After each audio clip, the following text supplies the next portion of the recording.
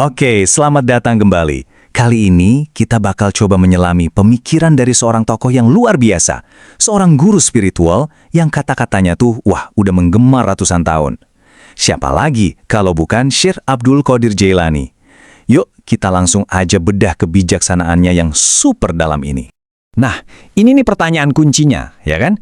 Emang masih relevan ajaran dari abad ke-12 buat kita yang hidupnya sekarang serba heboh, penuh kekacauan modern? Dikit-dikit notif, deadline di mana-mana.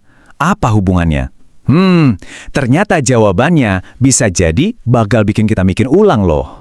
Oke, sebelum kita bedah ajarannya, kita kenalan dulu sedikit ya sama sosok beliau ini.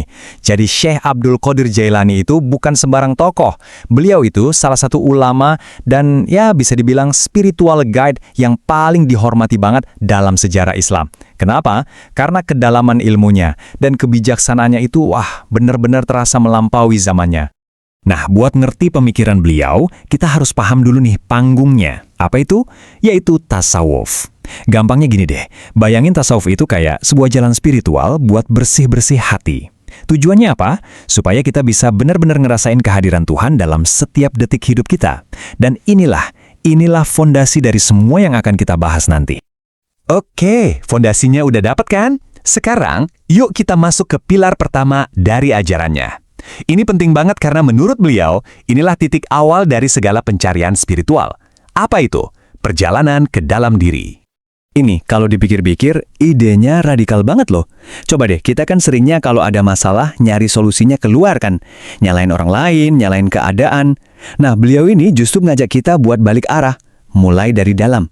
Kenapa? Karena menurut beliau, medan perang yang paling besar itu ya di situ. Di dalam hati kita sendiri. Perang melawan ego, melawan hawa nafsu. Nah, dengerin deh kutipan ini. Jelek banget kan? Beliau tuh nggak nunjuk-nunjuk musuh di luar sana. Nggak. Musuh yang paling nyata, penghalang terbesar kita buat dapat ketenangan itu, ya ada di dalam diri kita sendiri. Ego kita, nafsu kita. Kalau kita bisa kendalikan itu, wah itu kuncinya. Oke, jadi kita udah disuruh lihat ke dalam nih. Terus, abis itu ngapain? Nah, enaknya ajaran beliau tuh di sini. Beliau nggak cuma ngasih ide-ide abstrak yang ngawang-ngawang. Nggak. Beliau justru ngejelasin sebuah jalan, langkah-langkah praktis yang butuh disiplin. Yuk, kita coba breakdown ya, 3 langkah utamanya. Yang pertama, kosongkan hati. Maksudnya, lepasin tuh keterikatan-keterikatan sama dunia yang bikin kita cemas terus. Yang kedua, setelah kita usaha, kita harus sabar. Dan, ya pasrah, menunggu rahmat Tuhan datang.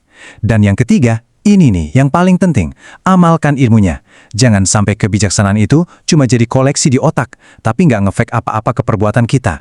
Nah, kutipan yang ini benar-benar nunjukin soal keseimbangan. Keren banget. Intinya gini, jangan sampai kita putus asa sama rahmat Tuhan pas lagi ngerasa banyak dosa. Tapi, di sisi lain, jangan juga kita jadi sombong dan ngerasa aman pas lagi taat.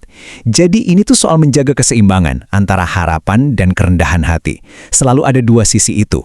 Semua langkah yang tadi kita bahas, perjuangan ke dalam diri, disiplin, itu semua pada akhirnya ngebangun satu hal. Puncaknya, apa itu? Cinta. Tapi tunggu dulu. Ini bukan cinta biasa yang kita kenal ya. Ini sesuatu yang jauh lebih dalam. Jadi gini, buat Syekh Abdul Qadir Jailani, cinta itu bukan cuma emosi sesaat. Bukan. Cinta itu justru jadi mesinnya, jadi bahan bakar dari seluruh perjalanan spiritual. Mencapai cinta ilahi itu adalah level tertinggi.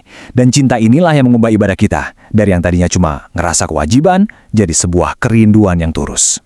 Biar lebih kebayang, coba kita lihat perbandingannya.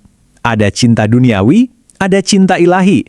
Cinta duniawi itu ya seringnya kan egois. Kita cinta sesuatu karena apa untungnya buat gue? Sifatnya sementara, ada syaratnya. Nah, beda banget sama cinta ilahi.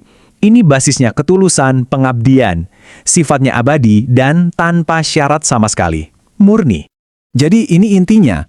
Menurut beliau, kalau hati seseorang udah benar, udah dipenuhi sama cinta yang murni tadi, barulah imannya juga benar.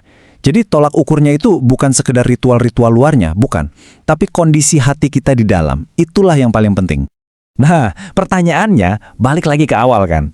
Oke, ini semua keren, dalam banget. Tapi, gimana cara kita nerapin ide-ide dari ratusan tahun lalu ini ke hidup kita sekarang? Hidup yang, ya tahu sendirilah, penuh notifikasi, deadline, dan distraksi di mana-mana. Oke, ini dia rangkuman praktisnya buat kita. 1. Ciptakan keheningan batin. Susah banget, tapi di tengah gempuran notif, ini tuh kayak detox digital buat jiwa kita. 2. Latih kesabaran. Zaman sekarang kan maunya semua serba instan, nonton video buffering dikit aja udah kesel. Nah, bisa sabar di tengah situasi kayak gini tuh udah jadi kekuatan super. 3. Cari ilmu yang menyehatkan jiwa. Bukan cuma info-info yang bikin kepala penuh, tapi hati kosong. Bedain deh mana kebijaksanaan, mana yang cuma doom scrolling nggak ada habisnya. 4. Bertindak tulus. Di dunia yang isinya personal branding dan pencitraan, jadi tulus dan otentik itu udah kayak sebuah revolusi kecil loh. Dan yang kelima, yang paling penting, temukan kepuasan di dalam diri. Jangan lagi ngukur kebahagiaan dari berapa banyak likes, tapi dari ketenangan yang kita bangun sendiri di dalam hati. Dan kutipan terakhir ini, wah ini benar-benar pengingat yang nonjok banget. Dunia ini cuma pasar yang sebentar lagi juga sepi. Ini ngajak kita buat mikir ulang, apa sih yang kita kejar mati-matian? Ini ngingetin kita buat fokus sama hal-hal yang beneran abadi dan punya makna, bukan yang cuma sementara. Nah, sekarang pertanyaan ini saya lempar ke kalian. Coba deh ambil waktu sejenak. Dari semua yang kita bahas tadi, dari semua kata-kata bijak beliau, mana sih yang paling klik, yang paling kena di hati kalian saat ini? Semoga obrolan kita kali ini bisa ngasih sedikit perspektif baru ya. Terima kasih sudah menyimak, kita ketemu lagi di pembahasan berikutnya.